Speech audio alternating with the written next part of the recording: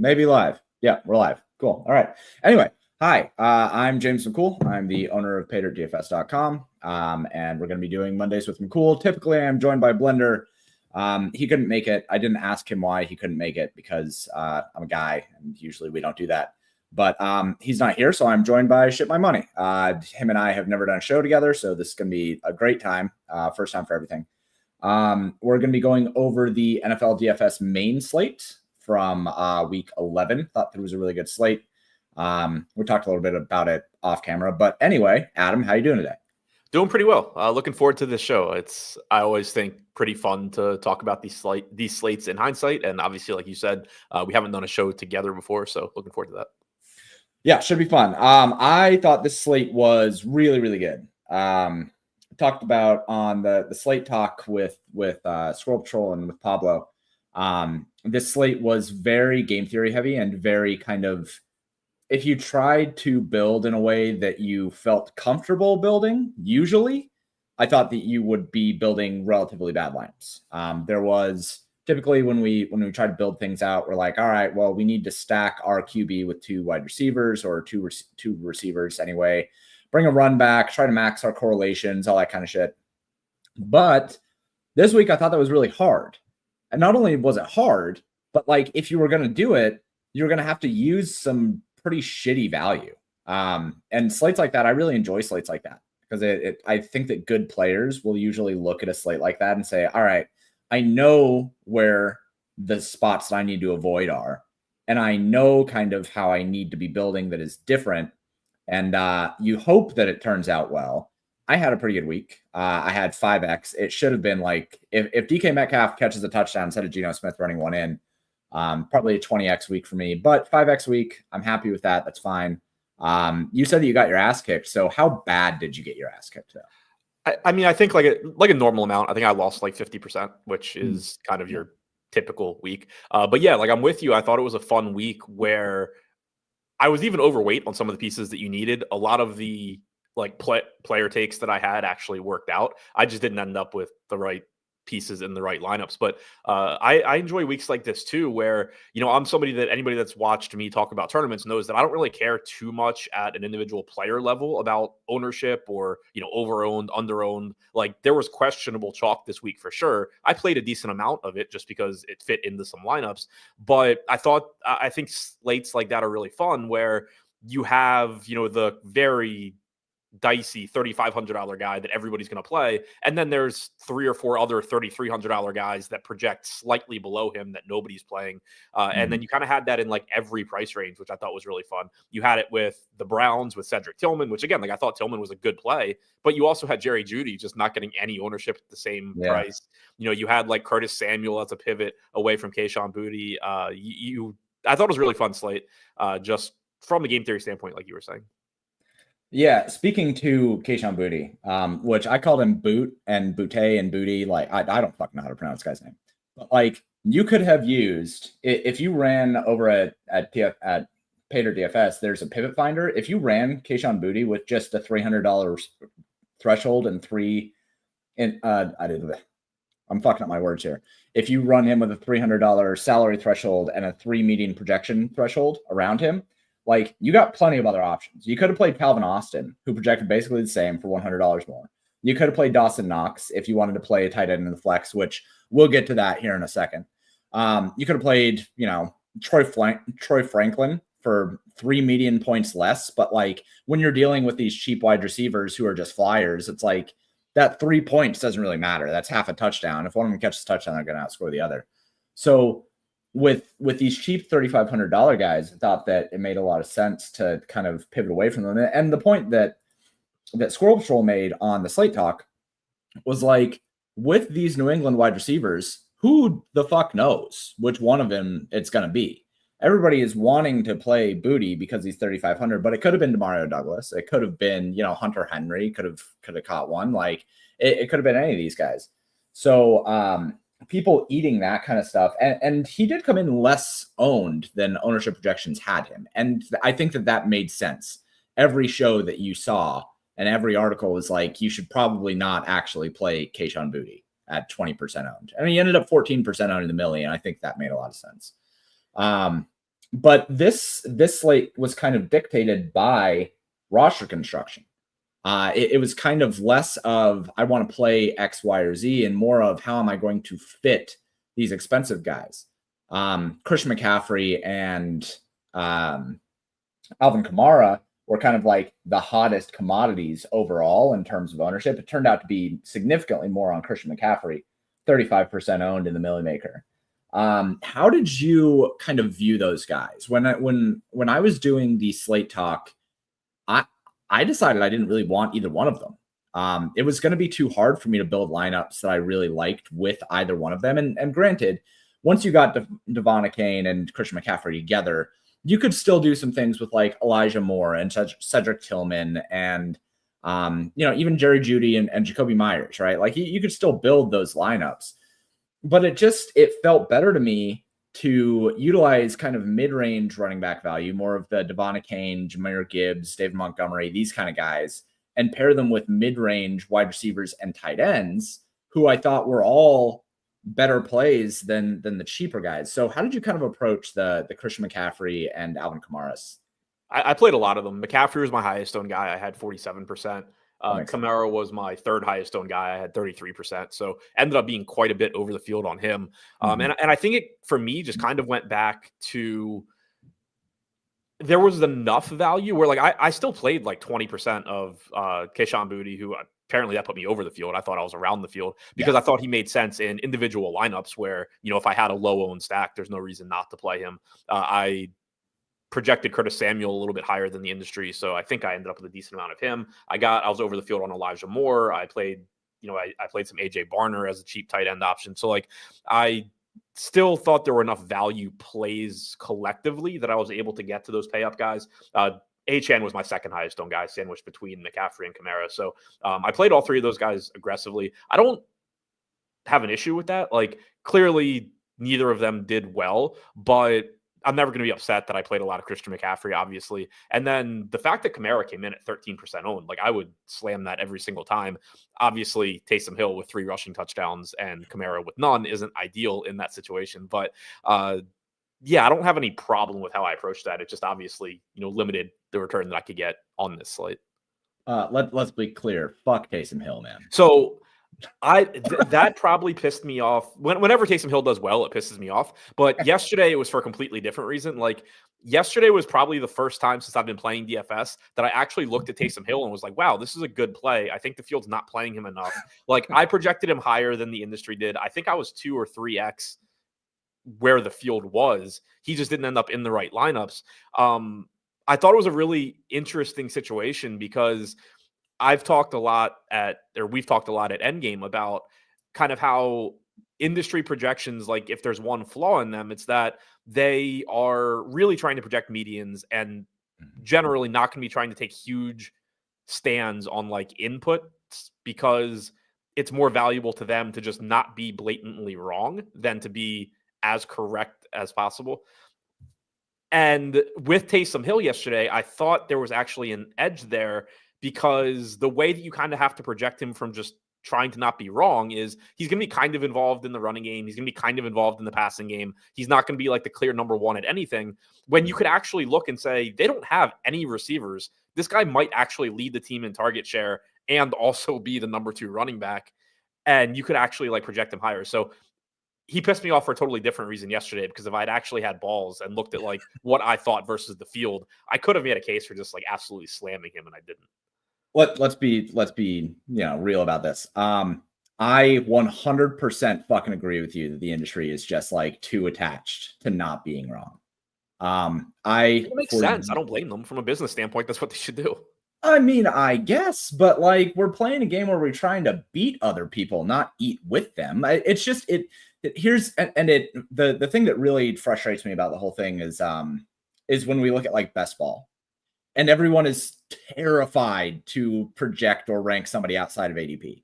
And it's like, so you're just going to, like, what's the fucking point of building something if you're just aiming to be exactly the same as it? It's one of those things where I think that if your goal is to match the field and not be wrong, just don't build your own thing, just aggregate it. But like literally just aggregate it and don't try to match the field. I see too many people look at the prop market as well and say, oh, well, if I'm, more than 10 yards away from this passing yard prop, then my projection is wrong. No, it's not.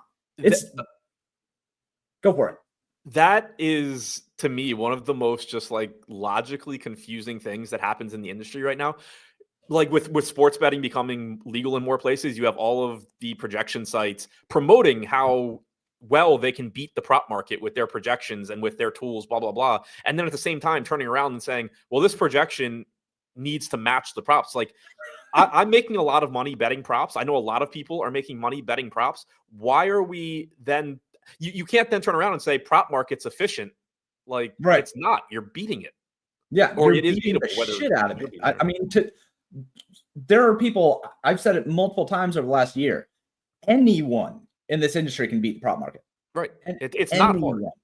It's not hard. The only issue that you run into is if and when you get limited. Right. And then how much money you can make by beating the prop market. Right. That's the only question. Because the sites know it's not efficient. Yeah. So like, what are we doing here? Trying to say, oh, well, here's where the prop is. So we should, no, you shouldn't be trying to get close to the prop. Now you should, if you want to use the prop as a weight, which is what I do in my back end, like, fine. You can do that if you want to have like a little bit of a sanity check. Right. But man, like rounding it into form and like having that up on one screen and your projection model up on the other and like tweaking your little projection, it's bullshit.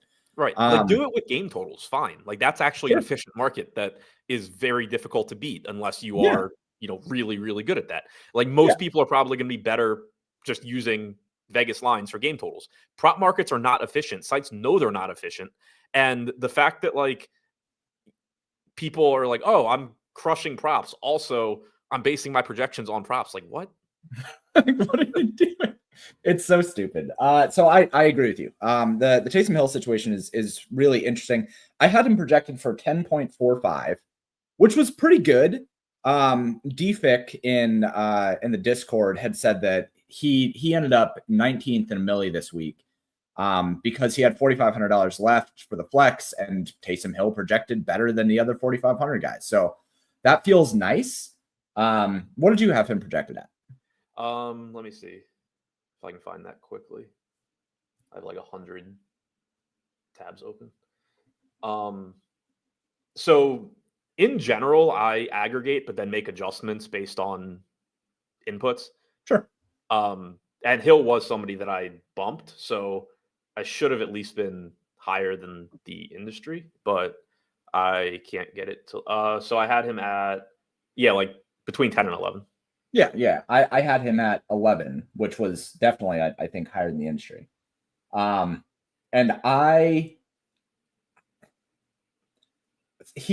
you're right that I think that he is somebody that it is hard to project, but at the same time, like when you are building out, because in my back end, the way that I kind of distribute, NFL is not a normal distribution, but it's also not anything crazy. Like MLB and MMA and NHL, they require some like really weird distributions where you're really truncating the ends. But NFL, you're closer to a normal with a little bit of a longer tail, depending on volume. And then with NBA, it's just like, here's fucking normal distribution. So with Taysom Hill, one of the issues that I run into is that it's hard to really project him for good receiving volume. And that's where you find kind of that long tail for the distribution. Some guys that I thought were really, really good values at tight end were Jonnu Smith. First off, I had Jonnu Smith project for like 13 fantasy points. That worked out well. Brock Bowers, I had him as a really, really good value. That obviously worked out well. My single entry, I had Miami stack with Brock Bowers in the flex as a bring back. I thought that was the sexiest shit that I have built in a long time. Except for last week where I really, really liked K. Dotton with a George Kittle comeback in the flex, and that sucked dick. But this week it worked out really, really well. I looked at a lot of the Alvin Kamara situation as I really wanted. If I was going to play one of the two, it was going to be Alvin Kamara. And if I'd have played him, I would have been really happy with the ownership discount. I ended up not being able to play either one of them, really. I focused more on Devon Kane. I had David Montgomery. I really, really liked Jahmyr Gibbs. I thought that it was weird Where did you have Nick Chubb projected in ownership? Because he came in at 13%, and that's high. So I had him projected lower, and he was one that I kind of thought was going to come in higher, because usually if the industry as a whole is projecting somebody for, let's say, and I think I had him at like 7 or 8% projected. If they're doing that and I run my stuff and it's like, oh, he's optimal 13% of the time, a lot of the time the industry or the field just ends up being pretty efficient in playing him closer to where like I think he should be. I actually thought he was a pretty good play at the projected ownership. I'm not sure how much I ended up with, but ownership definitely came in higher than projected. Yeah, the ownership at 13%, I saw that I like double took at it. And I think to your point of when you run your stuff and it says, hey, this guy is optimal more. I do that a lot with NBA, where I will run, because I do aggregate of ownership, and then I have some global variables on top of it. And then after that, I run optimals of the different industries, of the different industry players.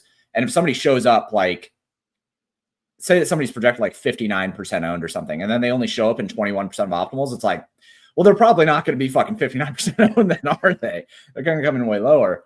So I do kind of a similar thing with NBA. I don't do it with NFL though, and I probably should. But I think when you look at the ownerships and the way that people were forcing things in, I think Nick Chubb made a lot of sense at 6K. I'm not super surprised by him. I thought that Ramondre Stevenson was a better play at 6,100. But I guess I wasn't super. I guess Nick Chubb wasn't that bad of a play. What about Audric Estime? However the fuck you pronounce this guy's name. What did you do with him? 45. I didn't play a lot. He was another one where I think he came in lower than projected, so I actually ended up around the field, but versus where he was projected, I was coming in under the field.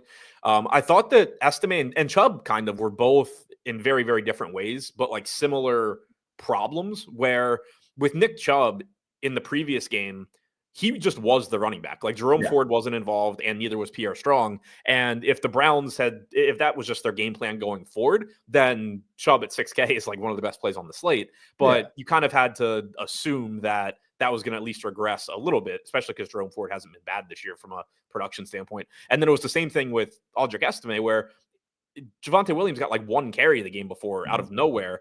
If they just flipped the script and said, oh, Estime is the number one running back now, obviously he's a ridiculously good value at 4,500, but he also somebody that wasn't involved in the passing game anyway. So he's going to be touchdown dependent as far as scoring enough raw points that you want him. Because if he scores like 10 fantasy points at 4,500, sure, it's a decent point per dollar, but he's not winning you shit. So there was that issue. And then there was also is Javonte Williams really just kicked out of the running back room now? Yeah. Probably not issue. So I thought he was a tricky one. I think I ended up playing like 5 to 10%, which is where the field I think ultimately ended up. I looked at him, Nick Chubb, and Ramondre Stevenson as the same kind of play. Like, if they're going to get there, it's because their team won and they were able to maximize their volume. And so I thought that was a spot where you really should have correlated with defense. And the nice thing with Ramondre Stevenson is the Patriots defense is free.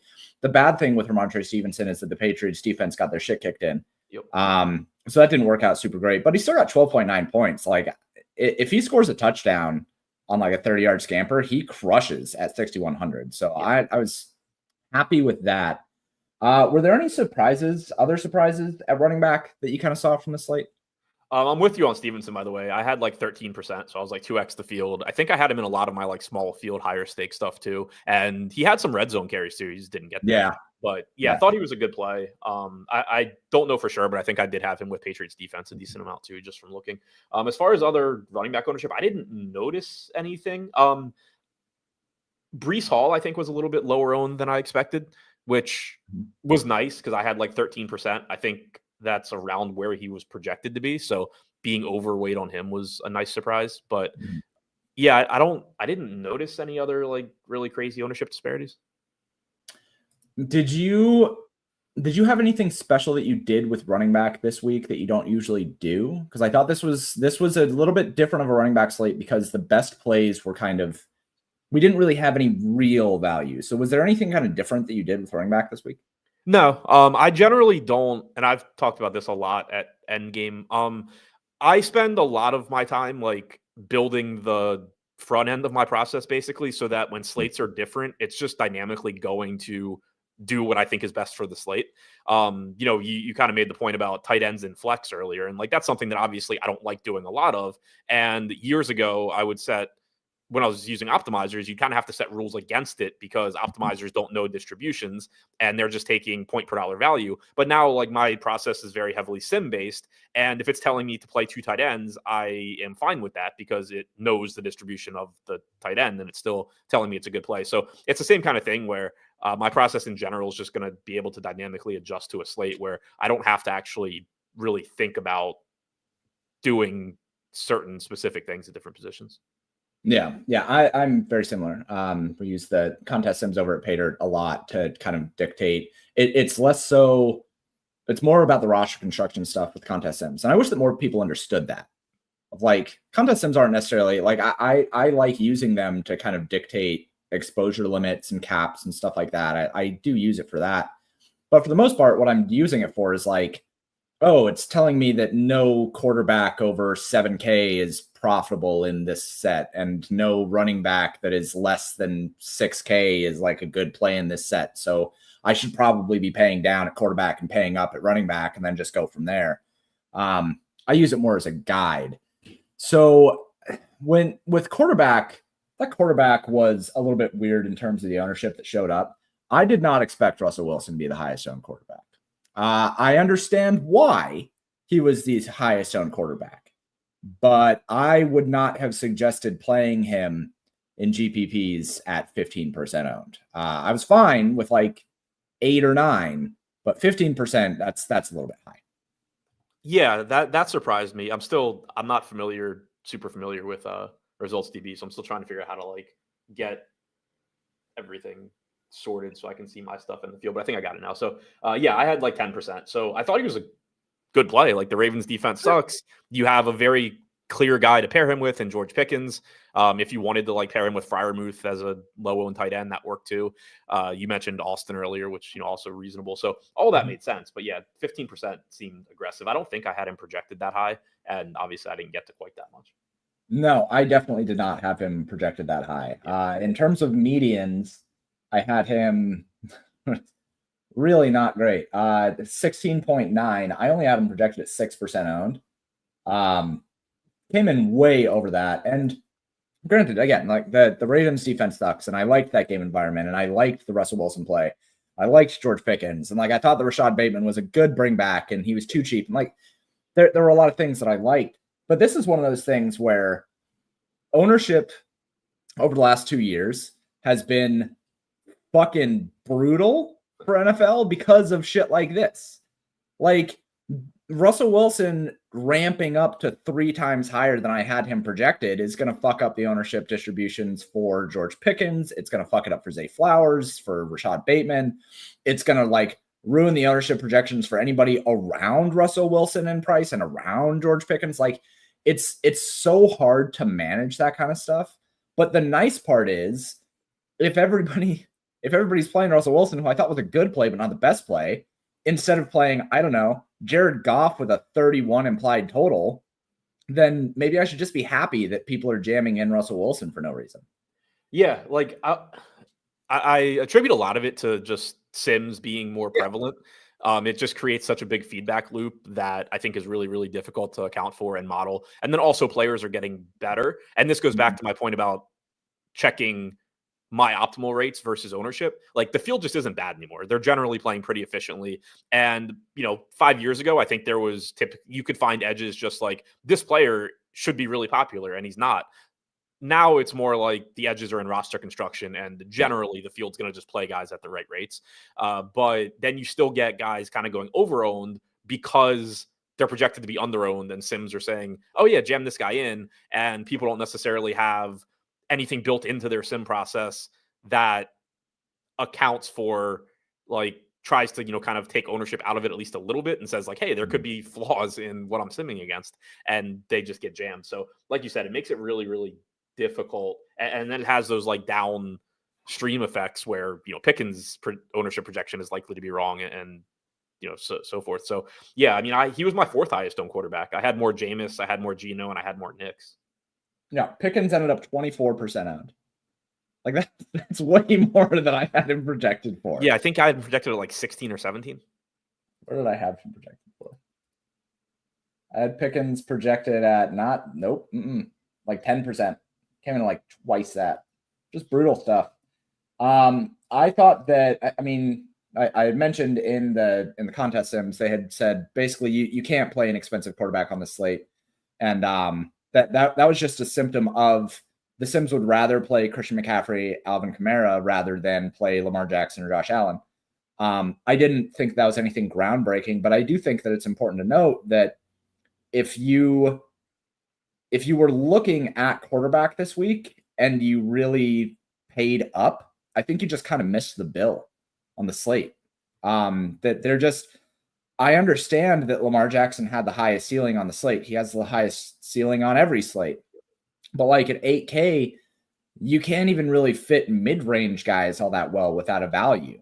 And God forbid you try to pair him with Zay Flowers. That literally would just like destroy your roster construction. You're going to be building lineups that have a median that's 15 points below the optimal, without even considering ownership. And like it ended up being when we were looking at the ownership of that game, if you brought it back to Pickens, like it would kill your ownership sums too. So yeah, the slate was way more about the cheaper quarterbacks. I had said in the slate talk that Detroit stacks were just way too low owned.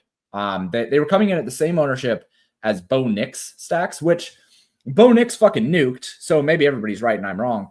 But like Detroit coming in with a 31 implied team total, Jared Goff coming in at 4% projected ownership, Amon-Ra St. Brown, Jameson Williams, these guys like 15% or lower.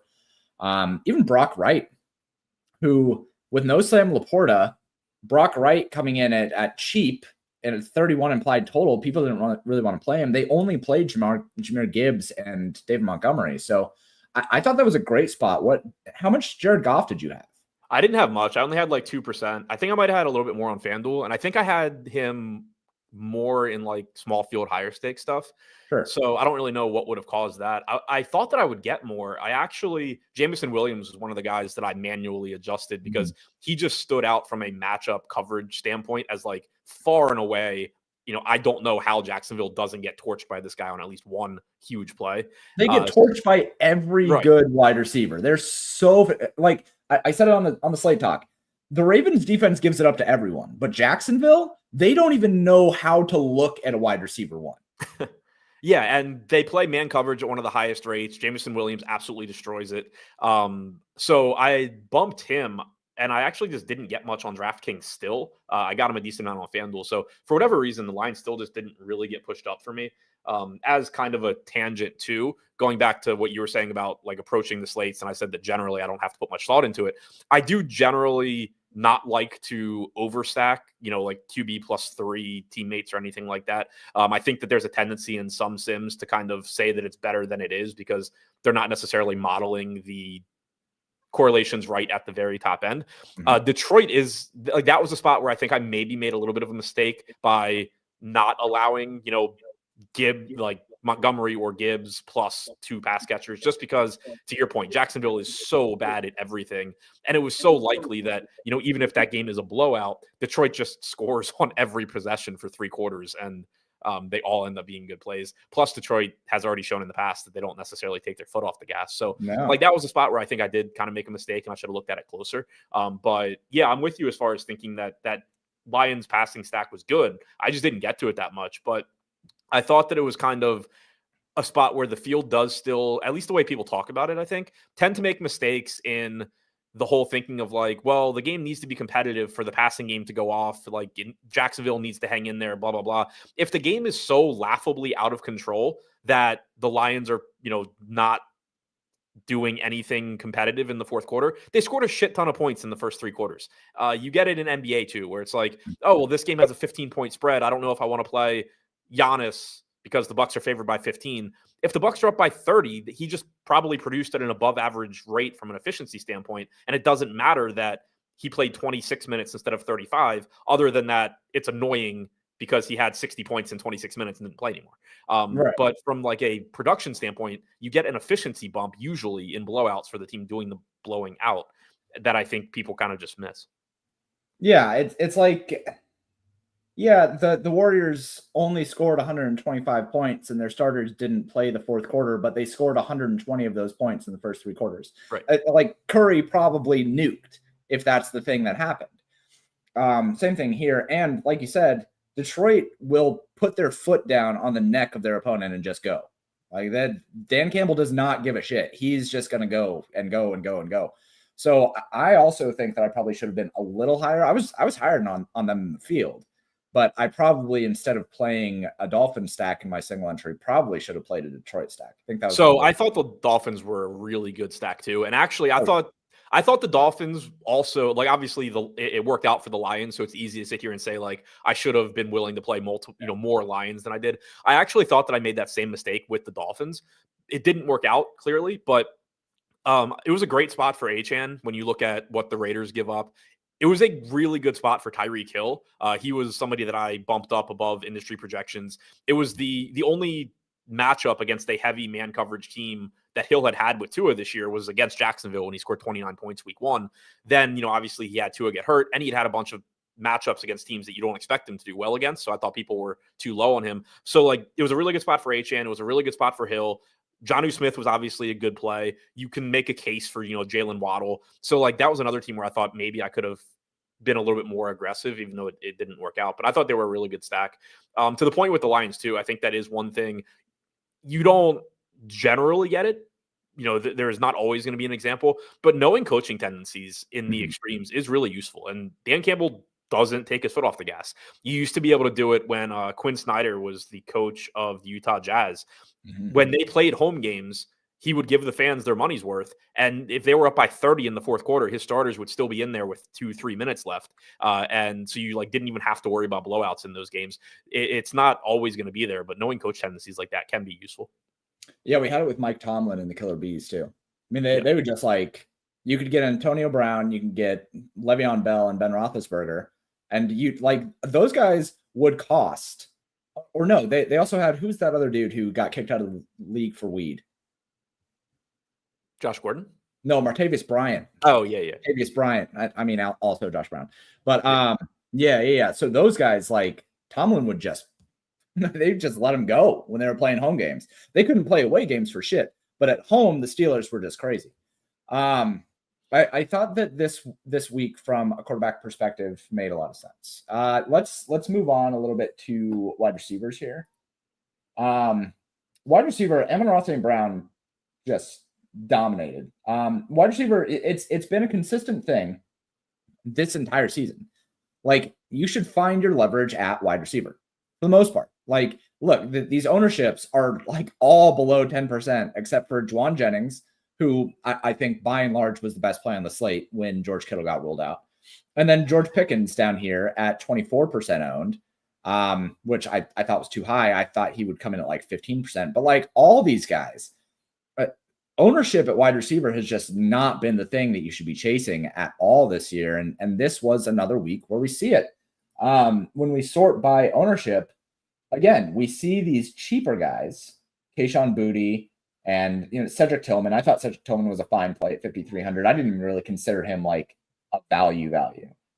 But Ricky Pearsall, Elijah Moore came in at only 8% owned, which is a little bit lower than I thought. But these ownerships, they're just not indicative. So I thought that this week was much better for the mid-range rather than for the cheap ones. So I had a lot of interest in Jerry Jeudy. I had interest in Jameson Williams, Juwan Jennings. I really liked Josh Downs. I also really liked Jacoby Myers. Jacoby Myers ended up not doing anything. It was all Brock Bowers. But I thought that this week was all about the mid-range. So how did you look at wide receivers this week? Yeah, I think it was pretty similar. And in general, I agree with your point too. It's just, obviously every position is volatile, but there's just going to be more volatility at wide receiver because of how their points are accumulated. And that anytime there's more volatility at a position, that should be a spot where you're looking to potentially get away from the field. And, like I said, I don't care all that much on an individual ownership level. I think that popular players fit well into some lineups and poorly into other lineups. Yeah. So if I look at the wide receivers I had the most of, for the most part, it wasn't super low guys, but there were a lot of receivers I liked that I was like 2x on. And then a lot of the most popular receivers, I was like half the field, which is perfectly fine. Jennings was my highest owned wide receiver at 30%. I thought he was just very clearly mispriced at 5,300 before Kittle got ruled out. And then it just, got better. Jacoby Myers was my second highest owned receiver. I was like 2x the field there. Like I said, I ended up actually being over the field on Kayshon Boutte. But again, at 3,500, I thought he was fine. Like I thought there were a lot of question marks, but I still thought he was a perfectly fine play. I was like 2x the field on Elijah Moore. I was half the field on Sutton. I was half the field on Tillman. I was half the field on Pickens, even on Debo, 2x on Shakir, 2x on Judy. So yeah, like a lot of my highest owned receivers were popular, but I wasn't necessarily with the field. And then I was actually really happy with how my Browns wide receiver exposures worked. Like if I could have just drawn out how I handled that, it's exactly how it went. I played Cedric Tillman 17% of the time. So, I had plenty of exposure to him, but that was like half the field. And then I had 18% Elijah Moore at 8% owned. And I had 11% Jerry Jeudy at 5% owned. So kind of just like redistributed that Cedric Tillman ownership to his teammates. Yeah, that's really, really nice. Jerry Jeudy at 5,400 and Cedric Tillman at 5,300. The difference in ownership there is hilarious. Like that's such a clear, here's your pivot spot that you could have made. Really sharp by you to get more on Jerry Jeudy than Cedric Tillman. I was fine with the Browns. I didn't really find. I don't know why I wasn't higher on them. Was I high on them? What did I fucking even project these guys out at? A lot probably has to do with what you did with Jameis too. Like if you weren't playing Jameis, obviously you're going to get less Cleveland. Jameis was my highest owned quarterback, so it's going to. Yeah, for sure. I mean Cedric Tillman, I had him projected fine. It wasn't too bad. I think I was low on the other guys. This was just a good week to be in the mid range. Debo Samuel, I thought was going to be under owned relative to Christian McCaffrey. And if you were going to, because I wrote up San Francisco on the over at Fantasy Life, I wrote them up as the stack, and I thought that they were a really, really good stack, mostly to leverage Christian McCaffrey, and because of the efficiency that we had there, and Seattle was a pace up spot. Seattle always is one of the fastest teams in the league. Debo Samuel and Ricky Pearsall coming in at way lower than Juwan Jennings. I think that made sense. I also think that it was a little bit of a mistake by the field to have that large of a split. But with Christian McCaffrey at 35%, I don't know how they would have had Debo Samuel. Like most people know not to play Debo Samuel and Christian McCaffrey together because they do cannibalize each other a little bit in terms of Debo's ceiling. But if I would have MME'd, I think I probably would have been relatively heavy on Samuel, just looking at the Christian McCaffrey ownership. So where were you on Debo Samuel? I was like dead even with the field. Field was at 11.7%. I had 11.3.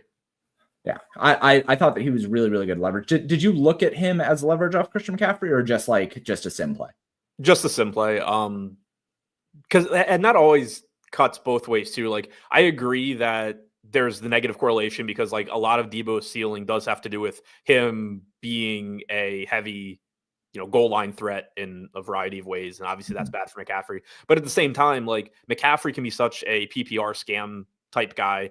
Yeah. And Debo can catch a lot of short passes too. If the Niners offense just has a big game, it's likely that those guys are involved. I think the thing that kind of kept Debo in check for me was one, getting a lot of McCaffrey, and then two, getting a lot of Jennings. And I guess the Niners are a team also where you could have made a case yesterday for like kind of just onslaught with like Purdy plus McCaffrey plus Debo plus Jennings or something, and arguing that like they're just all kind of mispriced for their ceiling. But that was kind of the other thing too, I think, is Jennings was a clear priority for me. McCaffrey was a clear priority for me because of pricing. That's just going to naturally cut Debo out of a lot of lineups unless I'm willing to just go with a ton of Niners.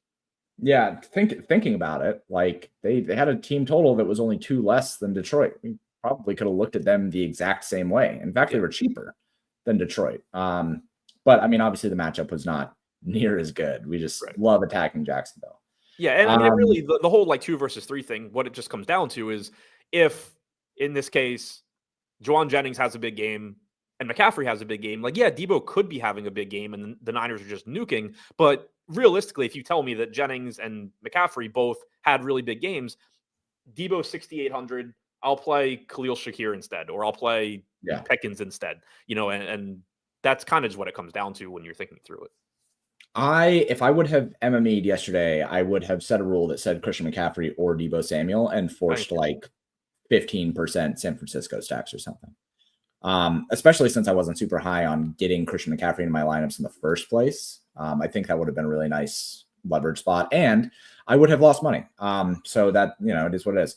Let's jump into tight ends here. Tight end, typically I don't spend too much time looking at, especially this year, but I do think over the last couple of weeks, we have seen more instances where we can use 2 tight end builds. And I don't mean 2 tight end builds in terms of like Dawson Knox plus Davis Allen. Like I think those kind of 2 tight end builds are not something that you should be happy to build unless you absolutely have to. Like there's a time and a place for it, but that time and a place is not necessarily in modern DFS. When I do double tight end builds, typically what I'm trying to do is get an elite tight end in the flex. And I've been doing this for the last couple of weeks, focusing on Brock Bowers, K-Dot, and Evan Ingram, the more expensive guys. This week, I think you could have done Travis Kelce or Brock Bowers in the flex. And the reason why is because tight ends are just not expensive enough right now. Last week, they were about $2,000 underpriced relative to their wide receiver counterparts. This week, pricing was a lot tighter. They were about $1,000 underpriced relative to their wide receiver counterparts. Brock Bowers, I had projected as the wide receiver 9 on the slate, and he was, it's 5,800. So I thought that it was perfectly acceptable to go with an elite tight end in the flex. I was not going to touch Davis Allen. I thought that 2,500, like I get it if you're trying to force in guys, but I was much higher on Jonnu Smith, Hunter Henry, Dawson Knox. And then I did really like the idea of either Brock Bowers or Travis Kelce in the flex. So in general, how do you usually look at tight end? And was it any different the last couple of weeks with the pricing? Yeah, I've been getting them more the last couple of weeks. And that kind of goes to the point that I was making before, where using an optimizer, you have to actually like make that hard and fast rule or not. But with a sim, I'm pretty comfortable because it knows distributions, letting that dictate it. And like, sometimes I'll get the double pay down, but not usually. Usually it's going to be like you were saying, and it's the same rule that I used to set in the optimizer. Like if you're a tight end who's actually a wide receiver, I can play you in the flex. If you're a tight end who is a tight end, then I don't want you with another tight end who is a tight end. And I have been getting more of that recently. I think we were on similar pages. I was over the field on Ingram. I played like 12%. Obviously, that didn't work out. I had 15% Kelce. I had 7% Bowers. I was even with the field on Knox as a pay down. I was over the field on Henry. I was around the field on Jonnu.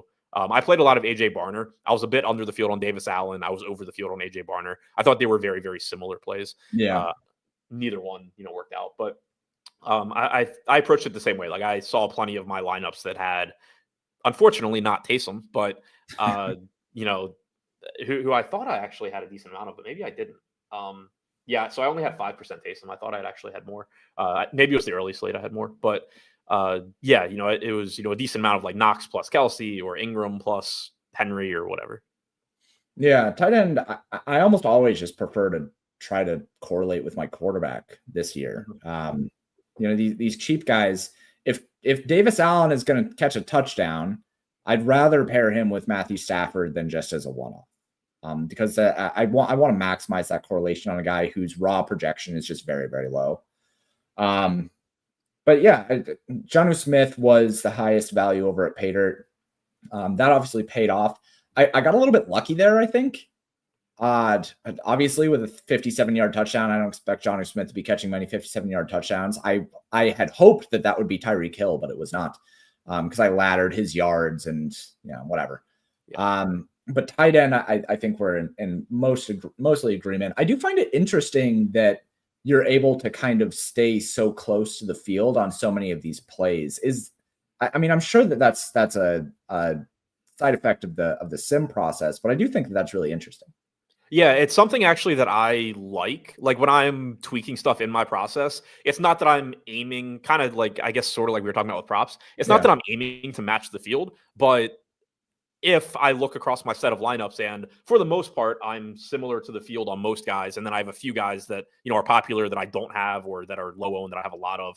Like in my head, that makes the most sense because my assumption is that the field plays at a pretty high level and generally is going to have pretty efficient ownership on players. And then if the edge is coming from your roster construction, I can be around the field on Travis Kelce and just have him in the correct lineups where you should have a 15% owned Travis Kelce without having to say like, oh, well, I'm not playing Travis Kelce or I'm playing 48% Travis Kelce or something like that.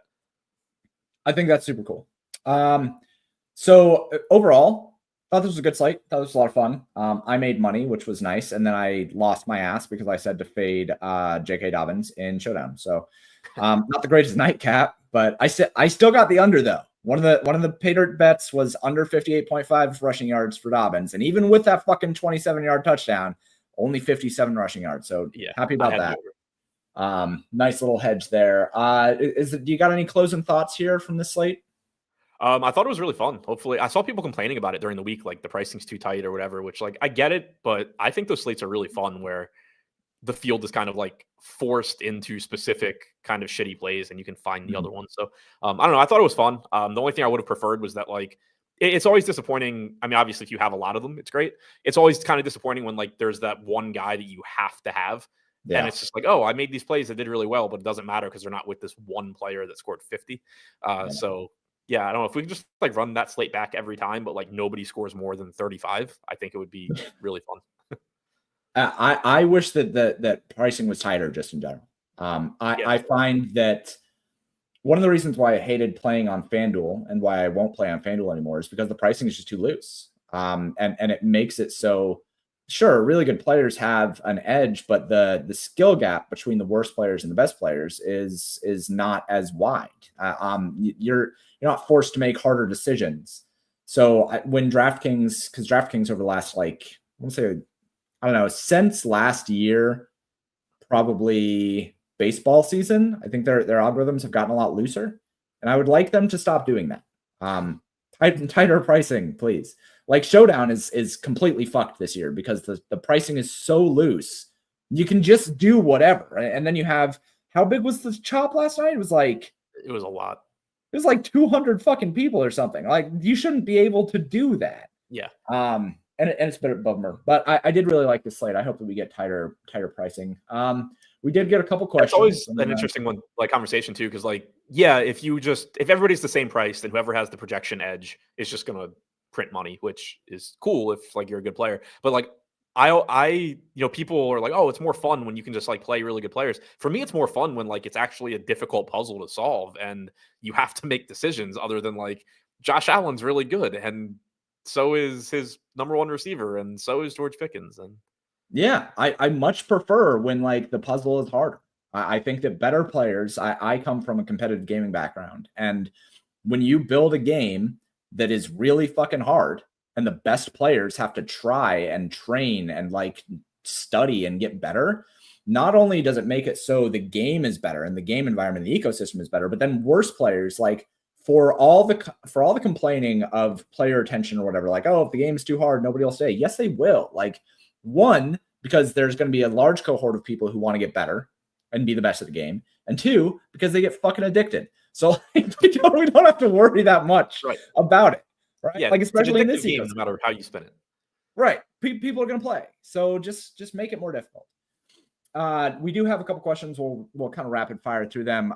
Where's Blender? I don't know. Somewhere, but he said he couldn't do the show. And I consider me and Blender to be friends, but we're friends and we're dudes. So we don't ask each other how we're feeling very often. Maybe I should have, whatever. Margaret said, who is this guy? I don't know if you remember, but we have a history, I think. she was bringing that up. I was like, I'm going to bring it up. Saying, who the fuck is this nerd? Let's see. The only other thing with Taysom was that he was leverage off Chalk Kamara. Absolutely. I definitely agree with that. From algorithmically, it was hard to get to him. But I think that if you were playing with an idea that Alvin Kamara was going to be 25% owned, it would have been easier to say, as you said earlier, Adam, that he's a really good play this week. I should probably have some more. The hard part was algorithmically, it still just didn't even work out. Like the pricing was a little bit weird. The projection was a little bit low, and there were just better values on the slate. Yeah, it was like the gap in price between him and the cheap value tight ends was a little too high to get to him. And then his projection just wasn't close enough to like Brock Bowers or Travis Yeah. Kelce. I will push back a little bit, and I generally agree with the leverage point here. And I think that is one way you could think about it. I think that you could have, like, if you just play out that game 1,000 times, I think there's plenty of games where Kamara and Taysom just have big games because they catch the two most passes on the team. They each score once or twice. Like, I don't think it was necessarily a ton of negative correlation. Like, obviously you got the Taysom 1,000% ceiling game, but I think that, they kind of work fine together too, because of how how involved in the passing game Taysom could be. Yeah, when the pieces of the pie go so largely to two different players, it's hard for them to be considerably negatively correlated. Yeah.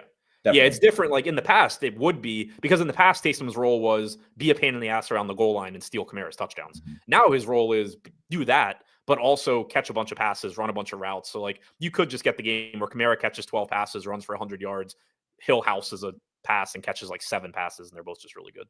Well, there's also that Taysom Hill might actually throw a touchdown to Alvin Kamara. That too. That's like an actual realistic thing that could happen. Last question here. Love the collab. Can you both talk about your process in DFS, exploitative versus distributive? How do you see the field? I know the play style is different, but here you both speak on it would be awesome.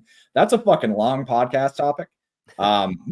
Maybe Adam and I can get together and do that. But I think that just you can glean a lot of kind of how we each play just specifically from the things that we talked about. Whereas Adam is much more, he is aiming to, in his process, have something similar to what the field is represented within his lineups, but built with better rosters. And using roster construction as your leverage. Whereas I am more, because I don't MME, because I only build 3 to 5 lineups as Slate, a lot of what I end up trying to do is be very intentional about the way that I'm building and the things that I'm fading or leveraging. Because I aim specifically for first or last, whereas Adam aims for making money. And there is a difference in the way that those two things play out over time. Like, yes, I would also like to make money, but I don't care if my money comes consistently or once every 5 years and I can bank for, $100,000 or something like that, right? Like, I don't care. Whereas his is much more iterative.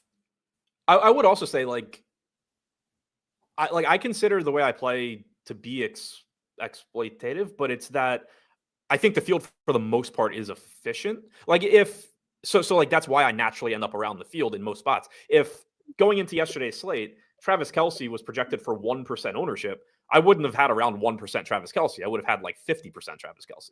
Right. Yeah, that makes sense. That makes sense. All right. Well, this has been the show. Thank you, Adam, for joining me. This has been Mondays with McCool over at PayDirtDFS.com. If you do not have a subscription, you should go grab a subscription. There are day passes, 24-hour passes available. If you don't believe in me or if you hate me, you can go do those things, or you can find me over at Twitter at PayDirt_DFS, or you can find Adam at ShipMyMoney. ShipMyMoney DFS. ShipMyMoney. ShipMyMoney DFS. Yeah. Yeah. ShipMyMoney DFS. Thank you guys for joining me. If you guys have any questions, feel free to reach out. Discord is free to join. Twitter is obviously free, blah, blah, blah. And this has been Mondays with McCool. So thanks a lot, guys.